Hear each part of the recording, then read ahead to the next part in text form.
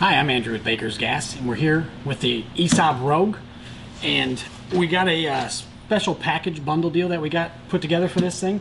So if you guys already own one of these and you want a TIG weld with it, so this package includes, or this bundle includes a CK TIG torch, consumable kit, and the Dinse connection. So altogether this package bundle is 150 bucks roughly, and it will convert.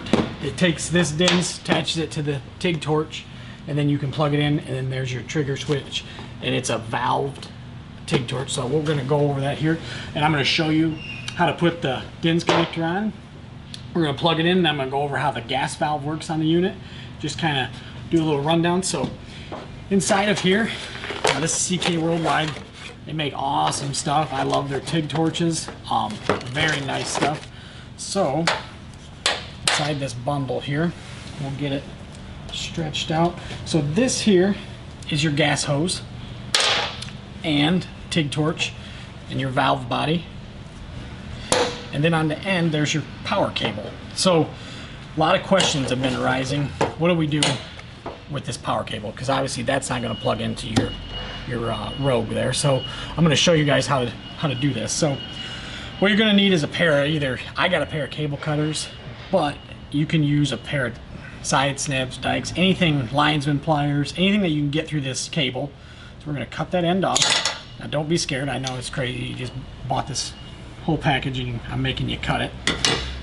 Comes with a piece of copper tubing inside the Dinse package. So what we want to do is just kind of eye that up to the length of that, and I'm just going to make a little mark with my thumb.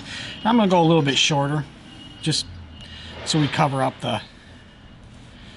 we can get the piece of rubber. Now I'm not cutting the cable. What I'm doing is just cutting the sheath around the cable, the rubber around the cable.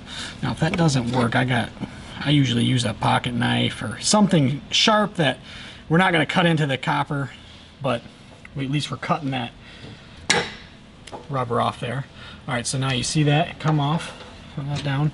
Now this thing here, what you're going to do, slip that over just like that, and we're going to stop it right there. So before we do that, now this is your cover for your Dinse connection. Before you do that, I recommend just pull that back off, slide the cable through. Just remember, putting the cable through, because if you don't put that on, you got to take it all back apart, and you don't want to do that. Now I just gave that a little twist because when I slipped it through, I messed up some of the cables in there. It's just a braided copper line. Put that back on there. We're going to slide this. Now what you're going to need is a 3/32 Allen wrench. Goes inside there. You unthread that. Put that in. Now it's going to stop.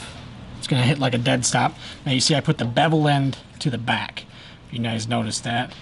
So what I did was I just put that there, bevel end to the back, or the barrel end to the back, slide that on, and it's going to stop. You're going to slide that barrel end up, it's going to protect it.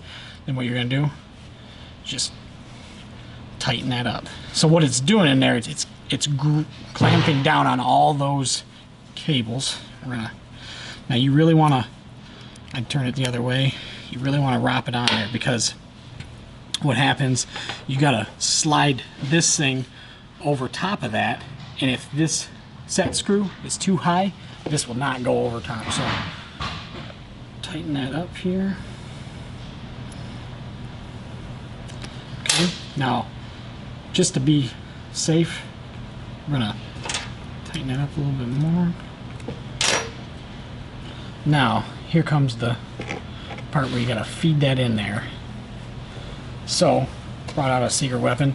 It's actually just anti-spatter spray.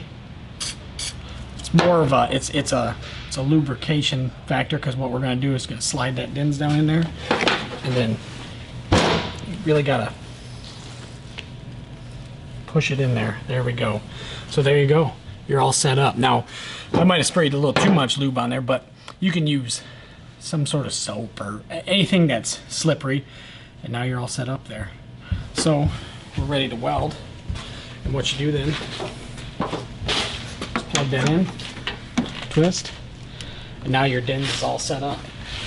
So we do have a remote amperage plug. The kit does not, or the package bundle does not come with that. So this is just a straight scratch start or lift arc setup. So what we're going to do is just you just have to touch the tungsten to the workpiece, pull up, initiates the arc. Let me go over the factor on the regulator here. I'm going to get this hooked up to the gas and show you how that works. Alright, so like I said before, we got the gas hose hooked up to our regulator. Now this is a Flexhead TIG torch that's in the bundle package, so that means you can flex it either way. You can go back, you can go forward. But what the biggest thing is now, like I said, is this lift arc. So you're going to touch the tungsten, lift off to initiate it, but you won't have gas until the valve body. So I got it a little bit too high. I'm at 30, and it's come down to 20. Now that gas will run constantly until you shut it back off. Because this machine does not have a gas solenoid, you need the valve body to turn on shielding gas. I know it seems a little archaic, but it's used every day in the industry, and it works very well, because then you know, hey, at least you got a good control on your gas.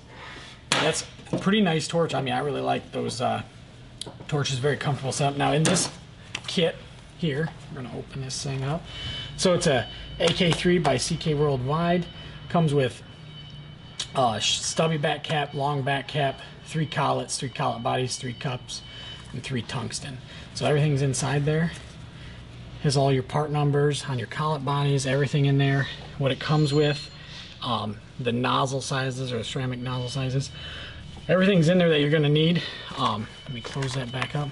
And then your tungsten, you can see, is on the bottom of the package. Shut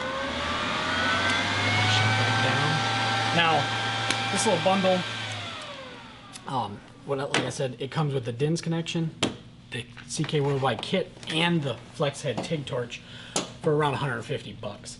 If you got any questions on this stuff, please leave comments below. If you got any questions on how to hook this up, I hope I explained it all pretty easily on how that all goes. You're just going to need a couple of tools, like I said, a pair of side dikes, an Allen wrench, and maybe a little bit of soap to get that brass piece inside that sleeve.